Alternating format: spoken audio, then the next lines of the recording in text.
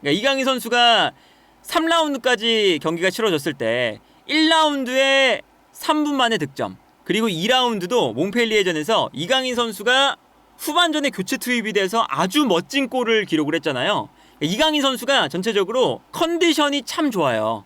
지난 1라운드, 2라운드 보면 컨디션이 좋고, 플러스 이번 시즌은 프리시즌을 시작할 때부터 이강인 선수가 팀에 합류해서 프리시즌을 치렀기 때문에 다른 선수들보다 시즌 초반에 컨디션이 좋습니다.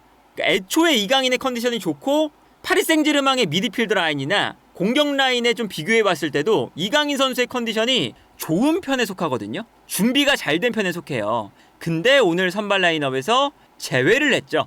근데 이제 여기서 이강인 선수가 이제 미드필더 라인에서 뛰느냐, 측면에서 뛰느냐, 이거를 좀 생각을 해볼 필요가 있는 건데, 일단 이강인 선수가 오늘 경기도 출전 시간은 16분입니다. 아무래도 시간대가 좀 후반부에 교체가 됐고, 이강인 선수가 들어갈 때쯤에는 약간 파리 생제르맹이 조금 이제 내려가서 올라오지 않고 역습을 안 하는 흐름이었어요. 그러다 보니까 이강인의 볼터치도 11번, 아주 적은 것을 볼 수가 있습니다. 그러다 보니까 일단 이강인 선수가 선발이 안 될 이유가 없는데, 더군다나 지난 경기도 벤치에 앉아 있었기 때문에 로테이션을 좀 돌려준다면 이강인을 선발로 기용할 수도 있었거든요. 근데 오늘 경기 이강인 선수를 선발에서 제외했다라는 건 오늘 나왔던 선수들이 지난 라운드와 비교해서는 딱 한 자리 바뀌었습니다. 이 왼쪽 풀백 베랄두가 오늘 왼쪽 풀백으로 나왔어요. 근데 이제 베랄두가 나온 이유는 누누 멘데스가 약간의 몸 상태가 불편해서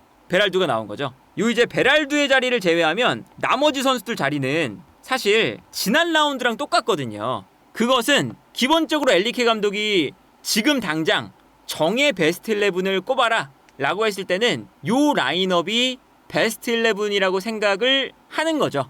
일단 보시면 전술적으로 봤을 때, 그러니까 이강인 선수가 약간은 미드필더 라인에서도 약간 역할적으로 밀리는 것도 있고요. 오른쪽에서는 덴벨레 같은 이제 측면 자원에게 밀리는 요소가 약간씩 있어요. 어떤 거냐면, 이제 파리 생제르맹은 볼을 점유를 많이 하는 팀이다 보니까 상대가 밀집 수비를 펼칠 때가 좀 많죠. 근데 여기서 일단 오늘 파리 생제르맹의 전술도 하키미가 올라갑니다. 그리고 베랄두가 약간 가운데로 들어오면서 3백을 만들어줘요. 그리고 3백을 만들었을 때 이제 좋은 건 뭐냐면, 하키미가 안쪽으로 들어오면서 비티냐, 에메리, 네베스, 아센시오, 중앙 지역에 5명의 선수가 일단은 위치를 하게 되는 거죠. 그리고 좌우 측면에 덴벨레와 바르콜라인데, 일단 이강인 선수가 오른쪽 지역에서 이 덴벨레와의 경쟁을 하고 있잖아요. 근데 이 오른쪽에서의 이 역할은 뭐냐면, 경기장을 넓게 쓰는 겁니다. 바르콜라도 그렇고 덴벨레도 그렇고. 그러면서 수비가 끌려 나오고 중앙 지역에 약간 여유로운 공간이 생길 때 중앙에 있는 아센시오, 하키미, 네베스, 에메리, 비티냐, 이런 선수들이 볼을 점유한다, 요거거든요. 그러다 보니까 일단 오른쪽 라인에 조금 더 직선적인 플레이어가 필요하잖아요. 그런 역할에 사실은 덴벨레가 이강인 선수보다는 스피드가 빠르고 저돌적인 드리블러에 가깝죠. 그러다 보니까 덴벨레와의 경쟁에서는 이강인 선수가 다소 이제 좀 불리한 면도 있는 거고요. 그리고 중앙 미드필더 생각해보면, 중앙 미드필더 라인에는 특히나 하키미가 올라갔을 때 비티냐, 에메리, 네베스, 요 3명의 선수가 계속 자리를 바꿔요. 그러니까 예를 들면 비티냐가 내려가 있을 때는 에메리가 올라가기도 하고요. 그리고 네베스가 올라갔을 때는 에메리, 비티냐가 수비 라인 앞에 위치하기도 하고, 특히나 요 오른쪽 라인에 이제 에메리가 하키미가 올라갔을 때는 오른쪽 풀백을 겸하는 자리거든요. 아무래도 하키미가 높게 올라가다 보니까 수비를 할 때는 에메리가 오른쪽으로 내려가서 오른쪽에서 에메리가 풀백을 보는 이런 장면이 많이 나옵니다. 일단은 에메리가 저렇게 미드필더로서 플레이를 하지만 하키미의 자리를 계속 메워주는 역할이다. 실제로 이제 후반전에는 에메리를 아예 풀백으로 두는 전략을 쓰거든요. 예를 들면 이런 건데, 이제 이 장면을 보면 자연스럽게 에메리, 마르키뉴스, 파초, 왼쪽 베랄두, 이렇게 4명의 수비 라인이 위치하게 돼요. 그래서 후반전에는 마지막쯤에 하키미가 약간 지치니까 에메리를 풀백으로도 사용을 했습니다. 그러니까 저 에메리 자리가 이제 우리가 보통 에메리가 이제 눈에 띄는 활약을 네베스라던가 비티냐에 비해서 많이 못하는데, 에메리의 자리에는 왜 이강인 선수보다 에메리가 먼저 나오냐? 요 역할인 거죠. 에메리는 풀백과 미드필더 라인을 오가는 역할. 요 역할이기 때문에 사실은 빼기가 힘들 거고요. 그리고 여기서 비티냐와 네베스도 마찬가지인데 오늘은 이제 베랄두가 나왔지만 베랄두 대신에는 원래는 멘데스가 나오죠. 그럼 멘데스가 오버래핑을 할 때 비티냐가 3백을 맡들어주는 역할을 합니다. 그리고 뭐 비티냐뿐만 아니라 네베스가 밑에 있을 때는 네베스가 3백을 만들어주는 이런 역할을 하다 보니까 요 역할도 이강인보다는 비티냐와 네베스가 3백을 만들어줄 수 있는 선수들이다 보니까 그런 측면에서 이제 아무래도 미드필더 라인의 밸런스를 잡아준다. 에메리, 비티냐, 네베스. 그리고 이 에메리, 비티냐, 네베스가 자리를 계속 바꾸면서 플레이할 수 있다 라는 것에 일단 이강인 선수보다는 비티냐, 에메리, 네베스 요 선수들의 조합을 더 좋게 생각을 하고 있는 것 같아요. 이제 이 장면 보시면 명확하게 미드필드 라인에 비티냐가 있고요. 네베스가 있어요. 근데 이번에는 에메리가 올라가서 에메리가 공격형 미드필더처럼 좀 올라가 있습니다. 그러다 보니까 여기서 비티냐가 에메리한테 패스를 보내주거든요. 그리고 에메리가 볼을 잡을 때 측면으로 나오면서 볼을 받으니까 수비가 에메리를 따라서 나가요. 그 순간 반대편에 있었던 네베스가 공간으로 뛰어들어옵니다. 이것도 이제 어쨌든 에메리가 공격형 미드필더였다가 수비로 내려오고 네베스는 뒤에 있다가 앞으로 올라오는 장면이거든요. 그리고 여기서 바르콜라가 내려오면서 수비를 끌어당길 때 네베스가 뒷공간으로 뛰어가기 시작합니다. 그래서 이 다음 장면을 보면 바르콜라에게 수비가 끌려갈 때 네베스가 뒷공간으로 뛰고 이 공간으로 패스가 들어가면서 네베스가 이 측면 공간을 무너뜨리죠. 그리고 여기서도 지금 네베스가 측면으로 나오면서 수비가 끌려 나가잖아요. 그러면 에메리가 뒤에 있다가 다시금 이 공간으로 올라와요.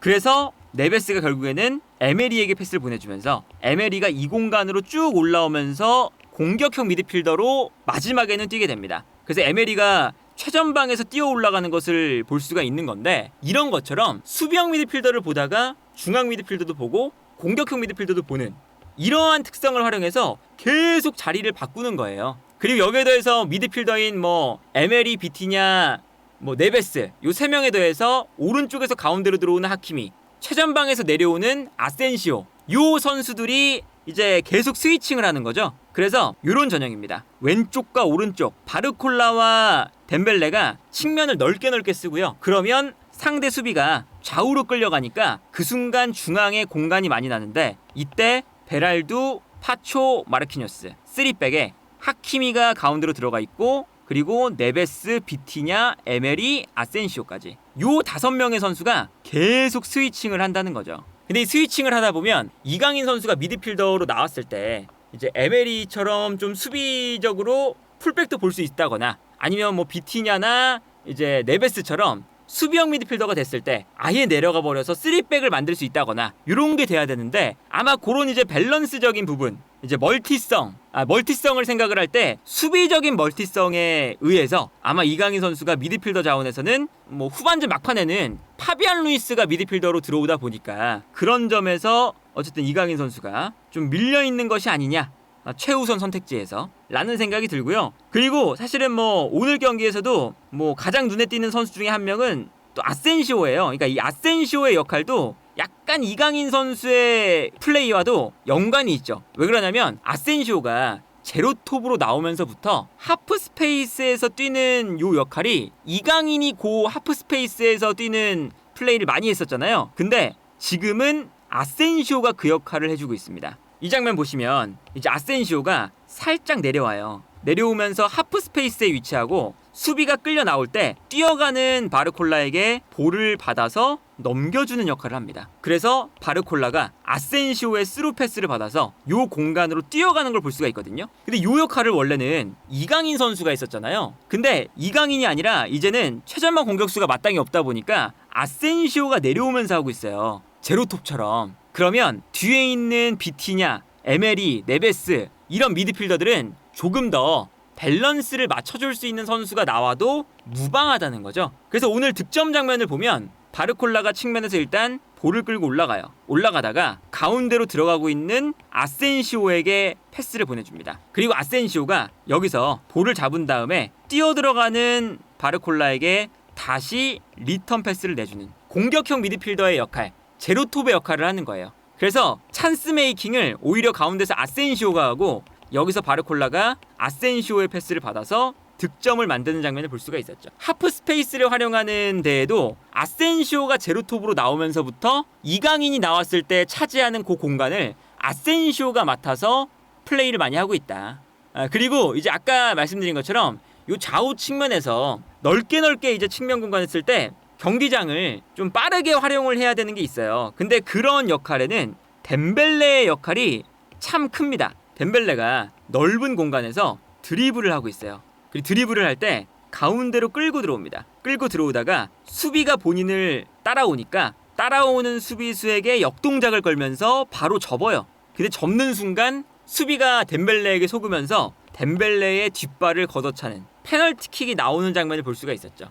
그러니까 이런 장면을 덴벨레가 계속 넓은 공간에서 시원시원하게 뭔가 만들어주고 빠른 드리블을 통해서 측면을 무너뜨리는데 요 역할을 해야 중앙 지역에 좀 공간이 생기니까 이강인 선수처럼 패스를 뿌려주는 것보다 덴벨레처럼 측면을 흔들어주는 자원을 현재 엘리케가 오른쪽에서 더 우선순위로 생각을 하는 것 같다. 그러니까 이제 약간 중앙에서도 그렇고 최전방에서도 그렇고 이제 이강인 선수가 측면에서는 덴벨레, 중원에서는 뭐 에메리, 뭐 네베스, 비티냐 그리고 후반전에 나온 파비안 루이스까지 요런 선수들에게 다소간 조금 이제 그 역할적으로 좀 밀리는 부분이 있지 않나 라는 생각이 드는데 이강인 선수가 몸 상태는 진짜 좋아요. 그러니까 이강인 선수가 그 경기에 출전한 시간이 얼마 되지도 않고요. 그리고 아까 말씀드린 것처럼 파리 생제르맹이 이강인이 들어온 이후부터는 그 전부터 그랬는데 수비적으로 경기를 했어요. 근데 이강인이 나와서 짧은 시간 동안 이런 장면을 하나 만듭니다.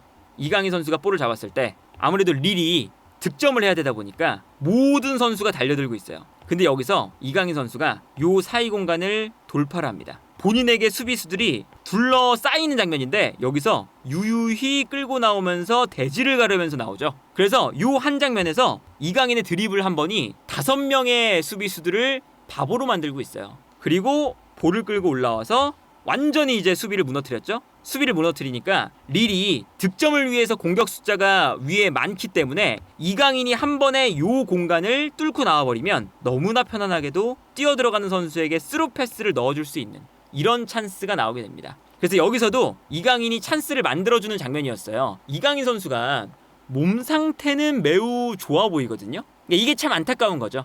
물론 이제 뭐 이강인 선수가 한두 경기 벤치에 있었기 때문에 그렇게 큰 문제가 아니다. 이강인 선수의 뭐 체력적인 관리를 해준 거다.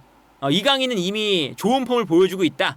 뭐 여러 가지 얘기를 할 수가 있겠지만 아직 시즌 초반이다. 그리고 나중에는 뭐 경기가 많아지면 이강인에게 출전 시간이 늘어날 수 있다. 다 그런 것도 맞긴 한데 이강인 선수가 지금 엘리케 감독의 구상에서는 베스트 11을 딱 짤 때 거기에 이강인 선수가 베스트 11보다는 12번째 선수 정도로 좀 분류가 되고 있는 거예요.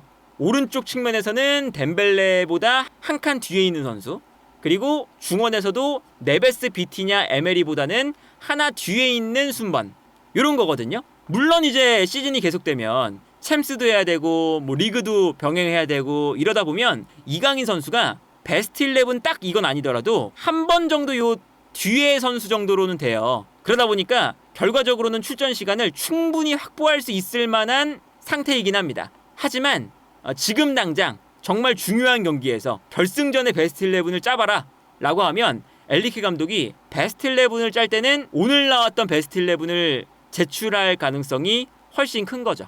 그러다 보니까 이게 좀 이제 안타까운 게 이제 물론 뭐 이강인 선수가 시즌이 지나면 지날수록 출전 시간을 많이 확보하겠지만 약간 여러 군데에서 여러 포지션에서 이제 아무래도 파리 생제르맹이 워낙에 좋은 팀이다 보니까 이제 덴벨레라던가 좋은 이제 중앙 미드필더들이 이강인 선수가 컨디션이 정말 좋음에도 불구하고 전술적인 역할 요런 거에서 약간 이강인 선수가 이제 덴벨레 뭐 등등 이제 여러 경쟁자들에 비해서 약간 엘리케 감독의 기준에서 조금 후순위에 있는 건 있다. 하지만 그 후순위가 뭐 완전히 백업 이런 게 아니라 뭐 예를 들면 뭐 농구의 식스맨처럼 이강인 선수가 12번째 멤버 1군 멤버가 아니라도 1.3군 멤버 뭐 이런 이제 정도에 있는 거죠. 그래서 이강인 선수가 어쨌든 뭐 이번 시즌을 계속 이제 시즌 초반에 연속골도 넣고 사실 뭐 지난 경기도 벤치에 출발했고 그래서 오늘 경기는 선발로 나올 수 있지 않을까라는 생각이 있었는데 어쨌든 이강인 선수가 이번 시즌도 열심히 주전 경쟁을 해야 되는 시즌이 아닐까 싶고요. 이강인 선수는 어쨌든 폼이 좋으니까 이게 이강인 선수는 이제 어떤 뭐 방향으로 가야 될까를 생각해 보면 이강인 선수가 계속 나올 때마다 뭐 오늘도 몇 분 시간이 주어지지 않더라도 아주 뭐 멋진 드리블을 성공시키고 지난 경기는 득점하고 지지난 경기도 득점을 만드는 이런 임팩트 있는 장면들을 계속 보여주면 언젠가는 이강인 선수에게 어떤 변수가 생길지 모르기 때문에 주전 자리가 당연히 찾아올 수가 있다. 그 이제 기회가 찾아왔을 때 이강인 선수가 바로 그 주전 자리에 뭐 뿌리를 내리면 되니까 그런 관점에서 보면 이강인 선수가 좋은 모습을 연속적으로 보여주고 있다는 것은 아주 긍정적인 상황이 아닐까 싶습니다.